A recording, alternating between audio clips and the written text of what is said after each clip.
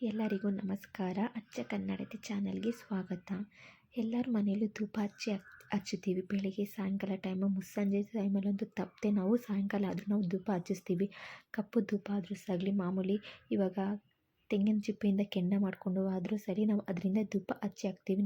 ನಾನಿಲ್ಲಿ ಮೊದಲು ನನ್ನ ಮುಖ್ಯವಾದಂಥ ವಸ್ತು ತೊಗೊತಾ ಇದ್ದೀನಿ. ಇಲ್ಲಿ ಧೂಪಕ್ಕೆ ಹಾಕುವಂಥ ವಸ್ತುಗಳು, ನಾನು ಬಿಳಿ ಸಾಸಿವೆ ತೊಗೊಂಡಿದ್ದೀನಿ, ಹಾಗೂ ಕೊಬ್ಬರಿ ತೊಗೊಂಡಿದ್ದೀನಿ, ಒಣ ಕೊಬ್ಬರಿಯಿಂದ ತುರ್ಕೊಂಡಿರೋಂಥ ಕೊಬ್ಬರಿ, ಜೊತೆಗೆ ಸಾಂಬ್ರಾಣಿ ಪುಡಿ ಮತ್ತು ಗುಗ್ಗುಲ ಪೌಡರ್ ಮೂರನ್ನು ಸಹ ಇಲ್ಲಿ ತೊಗೊಂಡಿದ್ದೀನಿ. ಜೊತೆಗೆ ತುಪ್ಪ ತೊಗೊಂಡಿದ್ದೀನಿ. ಇವಾಗ ಕೆಂಡನೂ ಸಹ ಕಾಯ್ದಿದೆ. ಇವಾಗ ನಾವು ಈ ಕೆಂಡ ಕಾಯ್ದಿರೋಂಥ ಇದಕ್ಕೆ ನಾವು ಎಲ್ಲನೂ ಸಹ ಮಿಶ್ರಣ ಮಾಡಿ ಹಾಕೋಬೋದು. ಮೊದಲು ನಾನಿಲ್ಲಿ ತುಪ್ಪ ಹಾಕ್ಕೊತಾ ಇದ್ದೀನಿ. ತುಪ್ಪ ಮಿಶ್ರಣ ಮಾಡೋಕ್ಕಾಗೋದಿಲ್ಲ, ಯಾಕಂತಂದರೆ ಅದು ನಮಗೆ ಯಾವಾಗ ತುಪ್ಪ ಹಾಕಬೇಕಾಗುತ್ತೆ ಆ ಸಂದರ್ಭದಲ್ಲಿ ಮಾತ್ರ ನಾವು ತುಪ್ಪ ಹಾಕೋಬೋದು. ಇದ್ರ ಜೊತೆಗೆ ನಾನಿಲ್ಲಿ ಸಾಂಬ್ರಾಣಿ ಪುಡಿ ಹಾಕ್ತಾಯಿದ್ದೀನಿ, ಹಾಗೂ ಕೊಬ್ಬರಿ ತುರ್ಕೊಂಡಿರೋಂಥ ಕೊಬ್ಬರಿ ಪುಡಿ ಏನಿದೆಯೋ ಅದು ಹಾಕ್ತಾಯಿದ್ದೀನಿ. ಜೊತೆಗೆ ಸಾಸಿವೆ ಹಾಕ್ತಾಯಿದ್ದೀನಿ. ಇಷ್ಟನ್ನು ಸಹ ಮಿಶ್ರಣ ಮಾಡಿ ಎಲ್ಲನೂ ಸಹ ಒಟ್ಟಿಗೆ ಧೂಪದಲ್ಲಿ ಹಾಕಿ ಮನೆ ಮೂಲೆ ಮೂಲೆಗಳಿಗೆ ಎಲ್ಲದಲ್ಲೂ ಕೊಟ್ಕೊಂಡು ಬಂದಬೇಕು. ಹಾಗೂ ದೇವರಿಗೂ ಸಹ ಬೆಳ್ಕೊಂಡು ನಮ್ಮಲ್ಲಿರೋಂಥ ಇಷ್ಟಾರ್ಥವೆಲ್ಲ ಬೆಳ್ಕೋಬೇಕು.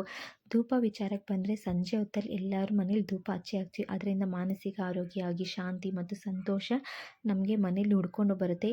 ಸಕಾರಾತ್ಮಕ ಶಕ್ತಿ ಹೋಗಿ ವಾತಾವರಣ ಎಲ್ಲ ತುಂಬ ಚೆನ್ನಾಗಿ ಬರುತ್ತೆ.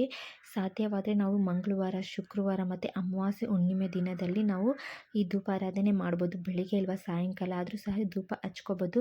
ಹೆಚ್ಚಾಗಿ ನಾವು ಧೂಪವನ್ನು ಯಾವಾಗ ನಾವು ಹೆಚ್ಚಾಗಿ ಅಂದರೆ ಹೇಳ್ಬೇಕಂದ್ರೆ ತುಂಬ ಹೆಚ್ಚಾಗಿ ನಾವು ಈಶಾನ್ಯ ಭಾಗದಲ್ಲಿ ಧೂಪ ಹಚ್ಚಿಡೋದ್ರಿಂದ ಅಲ್ಲಿ ಸುವಾಸನೆ ಬರುತ್ತೆ. ಅಲ್ಲಿ ಲಕ್ಷ್ಮೀ ಕಟಾಕ್ಷ ಯಾವಾಗಲೂ ಇರುತ್ತೆ, ಲಕ್ಷ್ಮೀ ಸಾನ್ನಿಧ್ಯನೇ ಇರುತ್ತೆ ಅಂತ ಹೇಳ್ಬೋದು. ಅದರಿಂದ ನಾವು ಎಷ್ಟು ಮನೆ ಸ್ವಚ್ಛವಾಗಿ ಇಟ್ಟು ಎಲ್ಲ ಚೆನ್ನಾಗಿ ಮನೆ ಮೂಲೆಗಳಿಗೆ ಈ ಧೂಪವನ್ನು ಕೊಟ್ಕೊಂಡ್ಬಂದು ಈಶಾನ್ಯ ಭಾಗದಲ್ಲಿ ಇಟ್ಟು ಸ್ವಲ್ಪ ಧೂಪ ಹಾಕಿ ಎಲ್ಲದಕ್ಕೂ ಹರಳಿ ಅಂತ ಬಿಟ್ಬಿಟ್ರು ಅಂತ ಅಲ್ಲಿ ಲಕ್ಷ್ಮೀ ಸಾನ್ನಿಧ್ಯ ಅಂತೂ ಹೆಚ್ಚಾಗಿರುತ್ತೆ. ಯಾಕಂದರೆ ಅಲ್ಲೇ ಜಾಸ್ತಿ ವಾಸವಾಗಿರೋದ್ರಿಂದ ಲಕ್ಷ್ಮೀ ಕಟಾಕ್ಷ ನಮಗೆ ಬೇಗ ಸಿಗುತ್ತೆ ಅಂತಲೇ ಹೇಳ್ಬೋದು. ಈ ರೀತಿ ಮಾಡೋದ್ರಿಂದ ನಕಾರಾತ್ಮಕ ಶಕ್ತಿಗಳು ಮನೆ ಒಳಗಡೆ ಪ್ರವೇಶ ಆಗೋದಿಲ್ಲ, ಅಡೆತಡೆಯಾಗಿ ಅಲ್ಲೇ ನಿಂತ್ಕೊಳ್ಳುತ್ತೆ.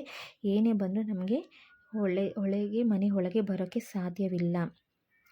ಆದ್ದರಿಂದ ನಾವು ಯಾವಾಗಲೂ ಸಹ ಈ ಮಿಶ್ರಣ ಮಾಡಿ ಮನೇಲಿ ಧೂಪ ಕೊಡೋದ್ರಿಂದ ಮನೇಲಿರುವಂಥ ನೆಗೆಟಿವ್ ಎನರ್ಜಿ ಆಗಲಿ, ಮತ್ತು ಮನೇಲಿರುವಂಥ ದೊಡ್ಡವ್ರಿಗೆ, ಹಿರಿಯರಿಗಾಗಲಿ ಅನಾರೋಗ್ಯ ಸಮಸ್ಯೆ, ಏನೇ ಒಂದು ಕೆಟ್ಟ ಕನಸುಗಳು, ಎಂಥದೇ ಸಮಸ್ಯೆ ಇದ್ದರೂ, ಎಂಥ ಬಾಧೆಗಳಿದ್ದರೂ ಅದೆಲ್ಲ ದೂರ ಆಗುತ್ತೆ. ಮನೇಲಿ ಒಳ್ಳೆ ವಾತಾವರಣ ಬರುತ್ತೆ. ಮಕ್ಕಳೂ ಸಹ ಚಟುವಟಿಕೆಯಿಂದ ಎಲ್ಲರೂ ಚೆನ್ನಾಗಿರ್ತಾರೆ. ಮನೇಲಿ ಆರೋಗ್ಯವಾದ ವಾತಾವರಣ ಸಹ ಬರುತ್ತೆ.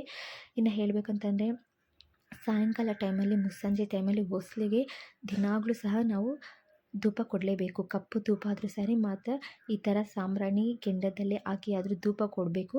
ಸಾಯಂಕಾಲ ಟೈಮಲ್ಲಿ ನಾವು ಗಂಡನ ಮಾತು ಕೇಳಲ್ಲ, ಮತ್ತು ಮಕ್ಕಳೂ ಸಹ ನಮ್ಮ ಮಾತು ಕೇಳಲ್ಲ. ಅವ್ರು ಇಷ್ಟ ಬಂದಂಗೆ ಇದ್ದಾರೆ, ಏನೂ ಕೇಳಲ್ಲ, ನಮ್ಮ ಬಗ್ಗೆ ತಲೆ ಕೆಡಿಸ್ಕೊಳ್ಳಲ್ಲ, ನಮ್ಮ ಬಗ್ಗೆ ಪ್ರೀತಿನೂ ತೋರಿಸಲ್ಲ, ಕಾಳಜಿನೂ ತೋರಿಸಲ್ಲ ಅಂತ ಅನ್ನೋರ್ಗೆ ಮಾತ್ರ ಸಾಯಂಕಾಲ ಟೈಮ್, ಪ್ರತಿನಿತ್ಯ ಸಾಯಂಕಾಲ ಟೈಮಲ್ಲಿ ನಾವು ಈ ಕೆಂಡಕ್ಕೆ ನಾವು ಬಿಳಿ ಸಾಸಿವೆ ಹಾಕ್ಬಿಟ್ಟು ಗಂಡನ ಹೆಸರು ಹೇಳ್ಕೋಬೇಕಿಲ್ಲ, ಮಕ್ಕಳನ್ನ ಹೆಸರು ಹೇಳಬೇಕು, ನಮ್ಮ ಮಾತು ಕೇಳಬೇಕು, ನಮ್ಮ ಜೊತೆ ಇರಬೇಕು, ನಮ್ಮ ಜೊತೆನೇ ಇರಬೇಕು, ನಮ್ಮ ಮಾತು ಕೇಳಬೇಕು, ನಮ್ಮ ಥರನೇ ಇರಬೇಕು ಅಂತ ಬೇಡ್ಕೊಂಡ್ಬಿಟ್ಟು ಅವ್ರ ಹೆಸರಲ್ಲೇ ನಾವು ಪ್ರತಿನಿತ್ಯ ಸಾಯಂಕಾಲ ಟೈಮಲ್ಲಿ ಬಿಳಿ ಸಾಸಿವೆಯಿಂದ ನಾವು ಧೂಪ ಕೊಟ್ಕೊಂಡು ಬಂದಿರೋಷ್ಟು ನಾವು 1 ತಿಂಗಳು ಕಂಪಲ್ಸರಿ ಈ ಥರ ನಾವು ಧೂಪ ಕೊಟ್ಕೊಂಡ್ಬಂದರೆ ಮನೆಯಲ್ಲಿರೋಂಥ ಗಂಡಂದಿರಾಗಲಿ ಮಕ್ಕಳು ಸಹ ನಮ್ಮ ಮಾತು ಕೇಳ್ತಾರೆ.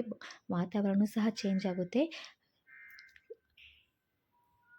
ಪ್ರತಿನಿತ್ಯ ಈ ಥರ ಧೂಪ ಹಾಕೋದ್ರಿಂದ ಮನೇಲಿರೋಂಥ ವಾತಾವರಣ ಅದು ಸರಿ, ಮನೇಲಿರೋಂಥ ಕೆಟ್ಟ ಆಲೋಚನೆಗಳು, ಜಗಳಗಳು, ನಕಾರಾತ್ಮಕ ಶಕ್ತಿಗಳು ಎಲ್ಲ ದೂರ ಹೋಗಿ ಎಲ್ಲರೂ ಖುಷಿಯಾಗಿರ್ತಾರೆ. ಈ ವಿಡಿಯೋ ಇಷ್ಟವಾದರೆ ಲೈಕ್ ಮಾಡಿ.